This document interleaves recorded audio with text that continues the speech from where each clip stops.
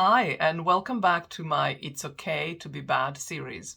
In this video, we're going to be talking about Capricorn and Cancer and their alleged bad traits and why it's okay to have them, to express them, to live them, to feel them.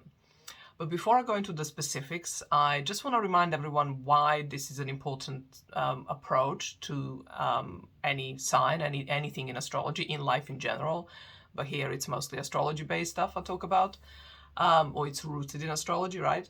So it's really about becoming whole. And what I mean by that, and it's really, obviously, it's not something I invented, it's Carl Jung. I think he's the first psychiatrist or scholar or, mystic, amongst other things, who spoke in those terms of becoming everything we are because we are it, right? But it's actually making all of ourselves conscious. Like all parts of ourselves, we bring consciousness and awareness to it. And that, in my experience, although I'm not fully whole yet, and it probably won't be in this lifetime, I don't know, maybe. But every time I certainly illuminate a part of me that up until that point I considered bad, there is a sense of coming home. And from that place of coming home, there is no threat anymore. There is no evilness and badness of it or to it. It just is what is, right? Because that part of me isn't starved of acceptance and even love. I have befriended it. I have made it a part of me, right? And therefore it doesn't work against me anymore. I mean, this is not something that just happens overnight. I mean, I'll give you that for sure. But that's the result. That's what inspires, and certainly inspires me and motivates me to do this kind of work. And all of a sudden I have more inner peace, I'm more in touch with myself, with my truth. I feel more of me, therefore less needy of anything outside of me that cannot fulfill that. So neediness, as I will be talking about in Cancer, is part of the journey, but it's not the destination. And so this is the destination. The wholeness is the destination. So the more parts of myself I'm becoming whole with, right? Becoming one with, right? The less of that neediness to look outside of myself, and the less of that sense of leaking of my energy, that grasping and striving, and therefore in that ultimately state of suffering, even if it's not, necessarily the worst kind of suffering humans can endure, of course, but there is that sense of pain, dissatisfaction, and all the other kind of stuff like depression can ensue from that. And I can't remember where in the order of my videos this one will fall, but depression will be a big subject. I'll have a video, I will have had it, so just find that it's it's there a week or two ago, or in a week or two or so. Okay, so Capricorn and Cancer. So I want to start by just also reminding us of something else, astrologically speaking, which helps us understand, or helps us grasp this concept, or helps us see the goodness in the bad, or the rightness or the correctness of the bad of each of these two archetypes. And that is where they are in the astrological zodiac wheel. I mean, it's the same thing, astrological zodiac, but I think the term is zodiac wheel. Anyway, so like where they are. So whenever I say like zodiac wheel or chart wheel or astro wheel, I mean Aries is the first house, Taurus second, so it's the natural zodiac, right?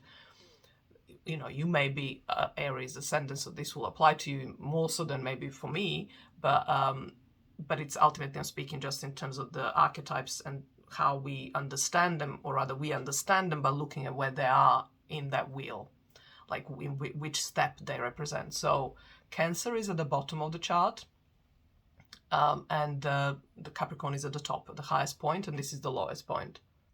And so even though we're in Capricorn season, I will start with Cancer because I'm in the wheel and that comes first, if we are going from Aries, which is where we are going always when we're talking natural zodiac wheel, right?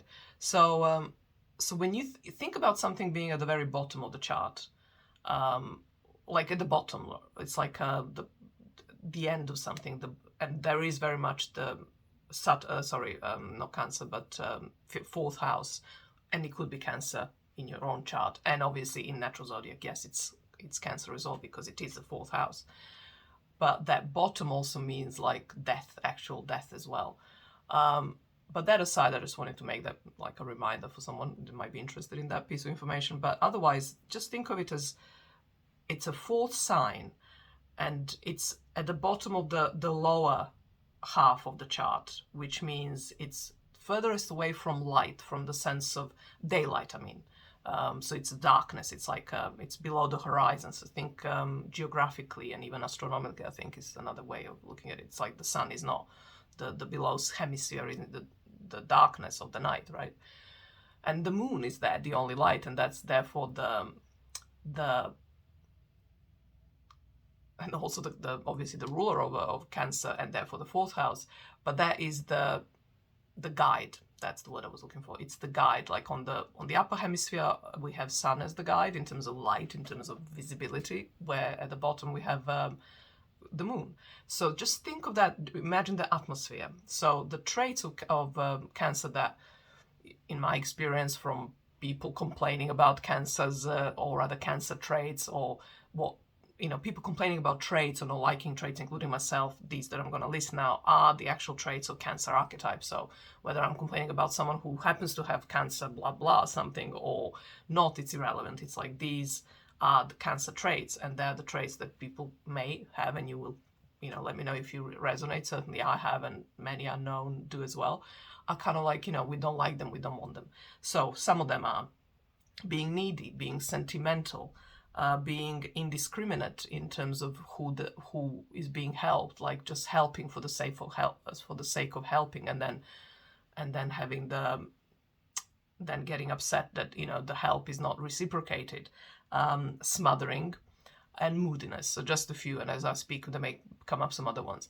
But so just imagine the bottom of the chart, like I said. So back to the scene that we are having, depicting like it's dark, there is only moonlight, and not always. Hence moodiness, right? So sometimes it's bright, beautiful, clear sky, and the moon is shining, and we can actually almost see wherever we are as if it's daytime, as you know, right? So we are maybe happier and lighter in mood, or when it's like anything less than that, we may not be as happy because we are scared, we are just uncertain, we are needy, we need guidance, we are in the dark otherwise. So neediness therefore becomes a trait that is understandable. So it's, if anything, it allows us to feel compassion as opposed to judgments towards neediness or Cancer. So wherever you have Cancer, even if it's not in the fourth house, and yes, I know I'm speaking now of the fourth house, but wherever you have Cancer, all of this will be also relevant. And just think of it as if it's like, imagine if you have Cancer, so if you're Libra rising, you will have Cancer, it's all then swapped basically. So Cancer is the highest point in your, most visible point in your chart. And so imagine Cancer by nature, that is like really in this cocoon, in this womb, which is another archetype, another theme of the archetype, the womb, which is where we come from, being the mother's womb. And that part of the chart is very much associated with like our immediate family, like our parents and grandparents, our actual bloodline as we know it today in these bodies. And also why the south node of the moon, so moon, right, again, is again where we come from in terms of our past. So my point is, it's all something that's kind of almost certainly private and intimate and personal, and now it's for everyone to see, right?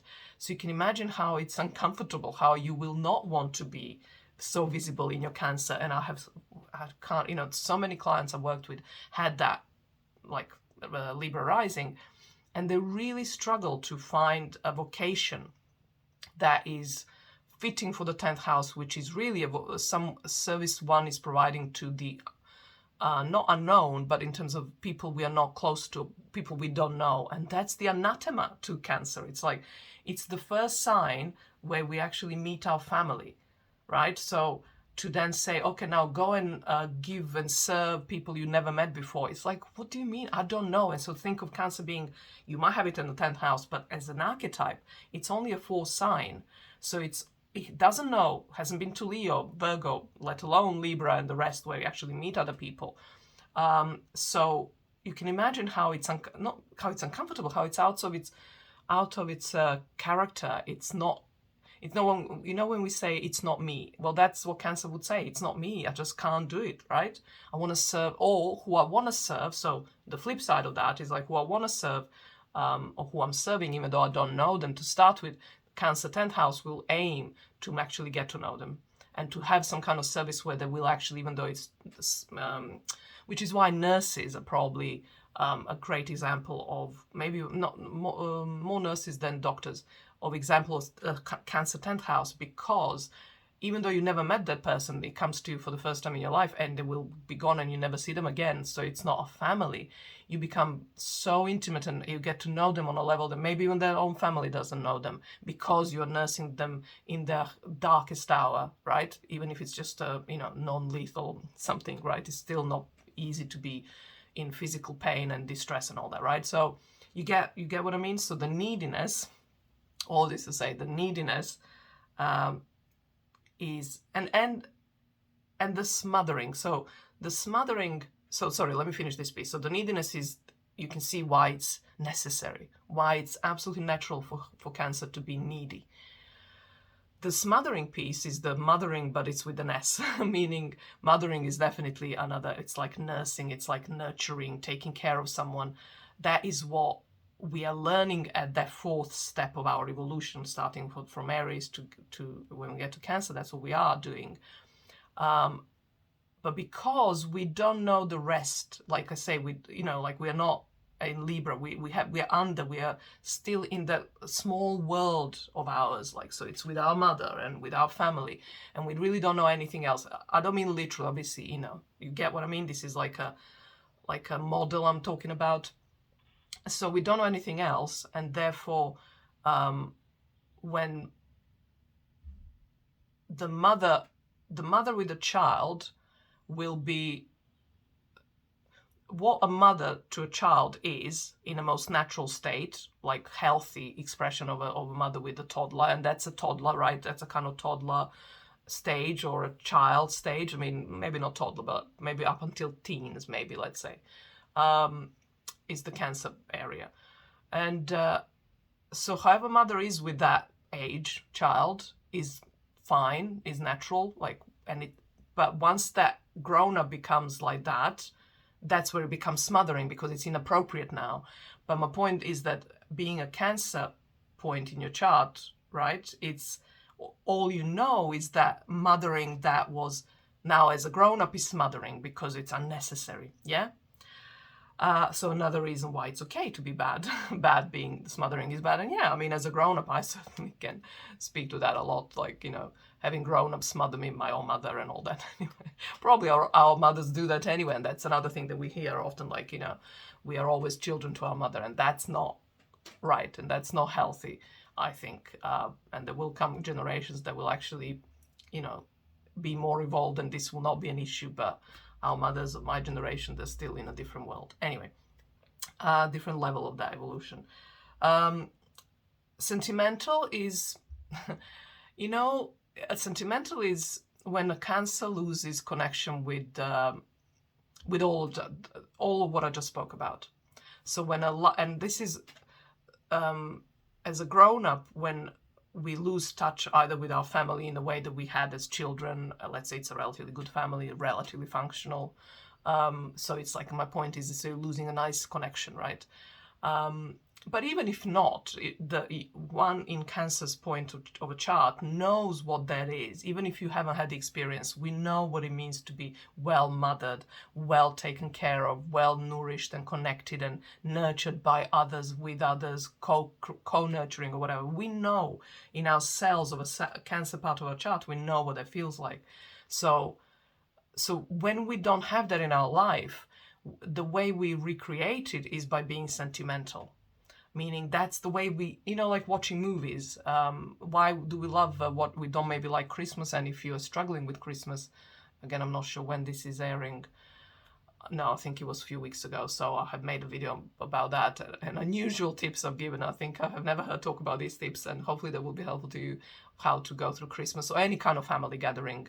So if it's gone, Christmas is gone, there may be something else coming your way, and you may be celebrating other New Year's is Anyway, so we watch these movies like sentimental Christmas movies because they give us that sense that we know that is we know that's what's good, that's what's possible. It is possible, right? It's not probable maybe, but it's possible.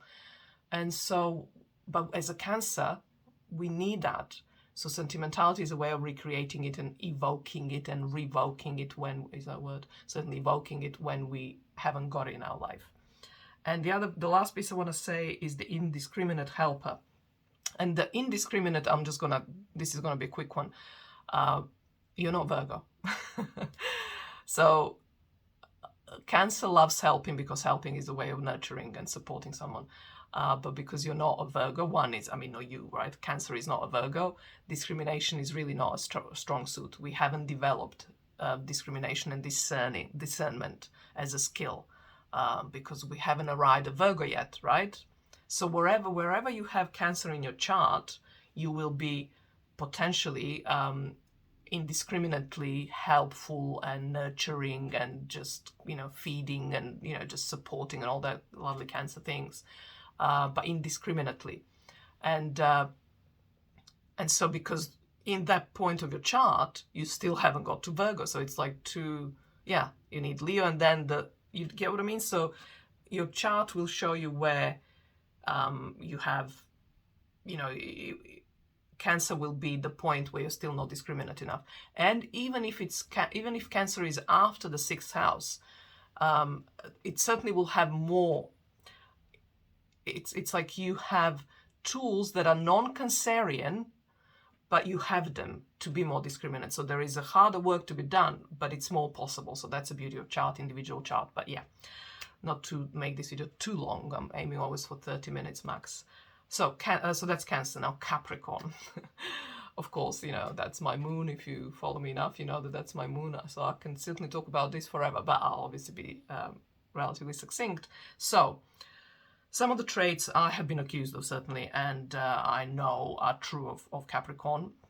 And I, have family. My dad is Moon Capricorn as well, and many others I have known and am close to, have been close. Anyway, so these are these have been vetted. These are true complaints of Capricorn.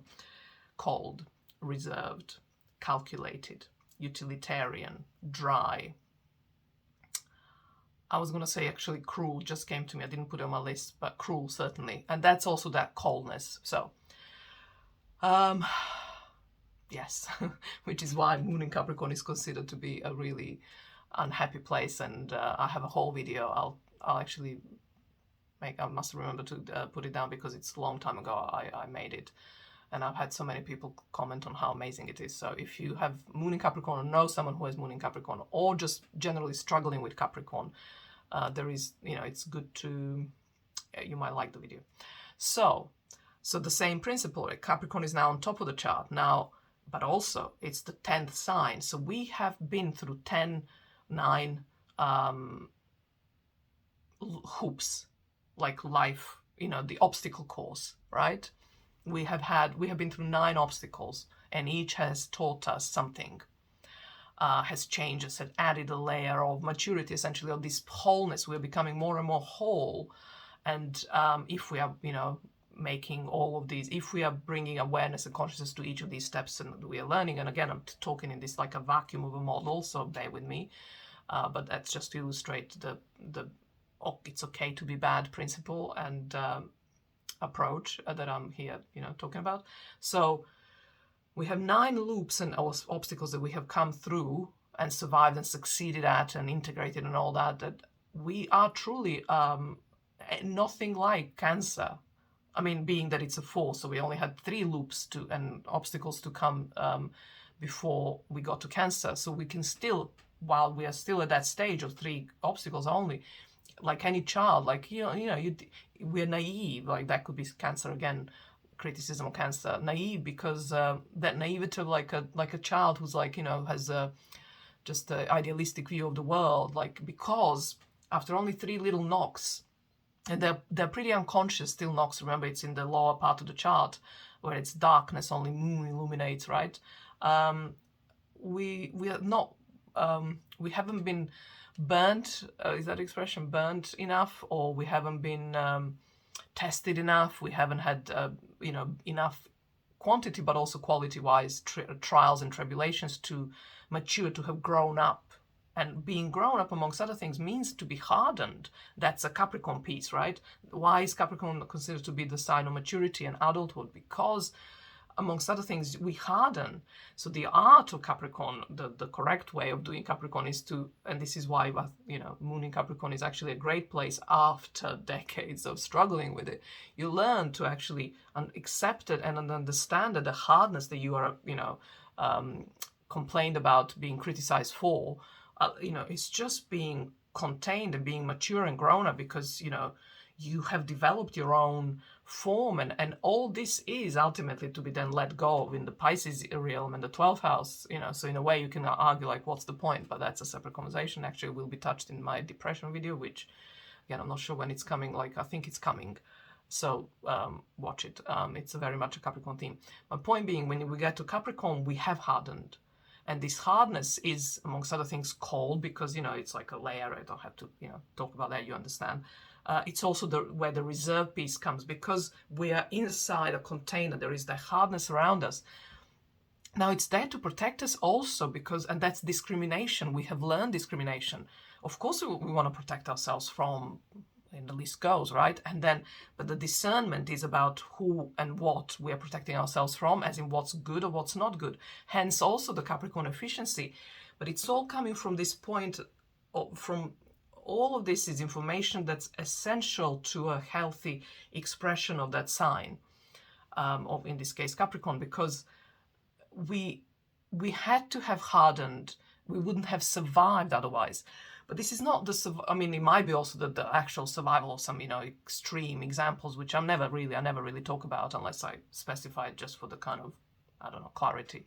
Sometimes some extreme examples like make a good point, but I'm always talking just a normal life, whatever that means, but just relatively ordinary life. That's a good one. So there are hardships and there are knocks and all that, but it's all there to just show us where we were soft, and that's fine, and we heal the softness if there was a bruise on the softness, right? But it's like we have now, that skin is not, next time it happens, it won't knock us about, and that's the whole point of life, of getting better at being centered, which is why Capricorn, amongst other things, is also spine. So having our own core that's stable, that holds us. Just think of a spine. What is it? It's something hard inside us that holds us. Without it, we would just be, amoeba. Yeah, you get the evolutionary purpose of these qualities of Capricorns that are considered to be bad, because, and if you think of in all of this series and in all of these videos in this series, wherever I talk about this, if you think about it, every time it's really a matter of someone actually having a problem, like something in us has been triggered, so we accuse, we blame, we criticize, so there is a lot of that.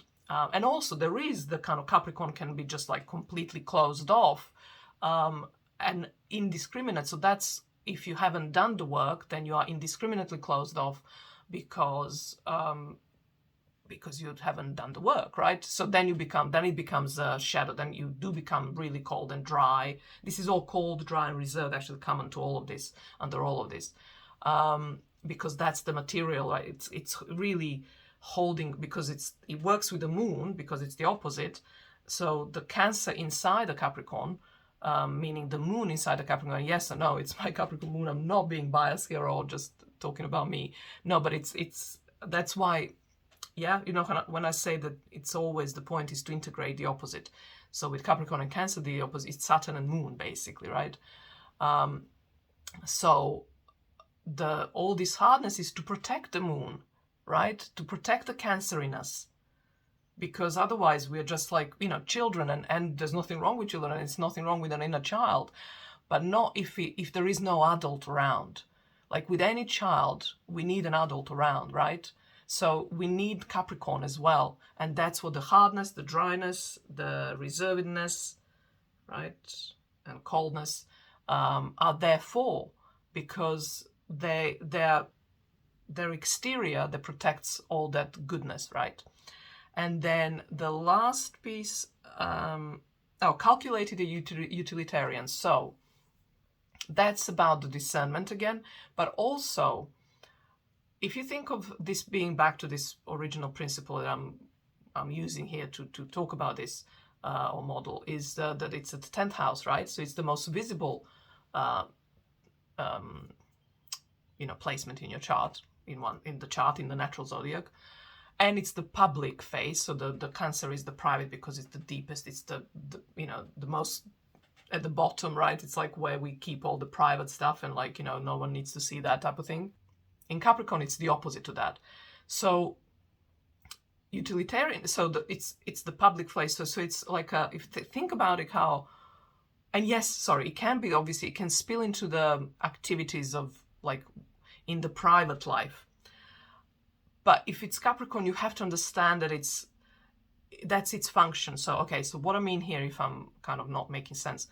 So if your role in the 10th house Capricorn placement is to be public and to serve the public in some form, then you have to be calculatedly utilitarian, because you have to be, it's kind of like a business principle of if there is no demand for it, what's the point of giving it? It's like that's, it's not even what's the point, it's what's the point for the others. It's kind of like, I think Capricorn certainly has been accused of selfish, and I think actually all cardinal signs are, if you think about it. But anyway, and in a good way, because I think selfishness is essentially belonging to self.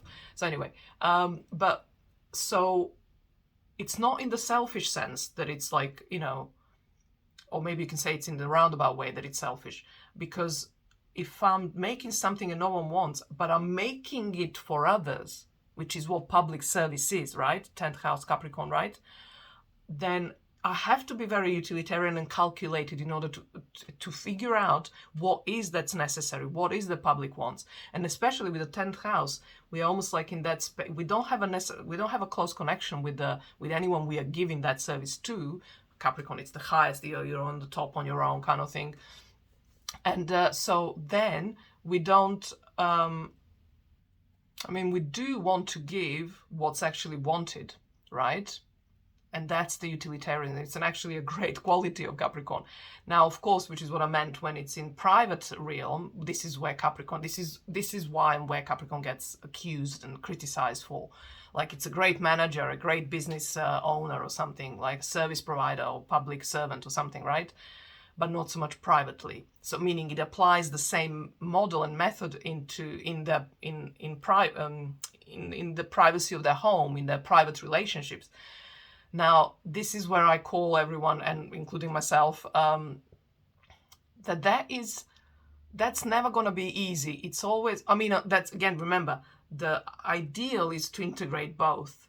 But it's the ideal, and once we do, we almost we are done. We're usually actually probably not even in relationships because we're so evolved. We don't need anything or anyone. We are an example, and I keep going on about Eckhart Tolle because I've been, like I say, binging on him for a while now, and I consider him like a living Buddha, as I also say every time, which is exactly my point, meaning that someone, yeah. So we are not there. We are not integrated fully, but we are always striving for it. We are always aware. We are always trying to move closer to that opposition. In this case, from Capricorn to Cancer. But we are Capricorn in this part of this video. We are still Capricorn, and Capricorn is genetically, or it's cellularly designed to be all the things that Cancer isn't. So it's gonna be hard, and it's so they're going to be a great patriarch of the family, even if it's a female, right? Someone who is always there, who can be relied on, who is a great provider. So there is still a room in Cancer realm for Capricorn, of course, right? But what you have to, if you're facing this and you're struggling with this, just remember this video basically, and what Capricorn is made for. And that it's not its most natural environment, and that's how they adapt within that environment. And it's not to say that they shouldn't be called out for being either too cold or too, when really, because like I say, that's where the discrimination, discernment hasn't really been done well enough, or hasn't been learned enough, and all these lessons and hoops that I was talking about in this obstacles course, the lessons we haven't learned properly, fully yet. So right? That's the whole point of being alive. We just continually just learn. And I think I'm just literally going to end this on 30 minutes. So hopefully this was helpful. Let me know in the comments what you think, where you are on this scale, and what your Cancer and Capricorn placements are doing for you or not.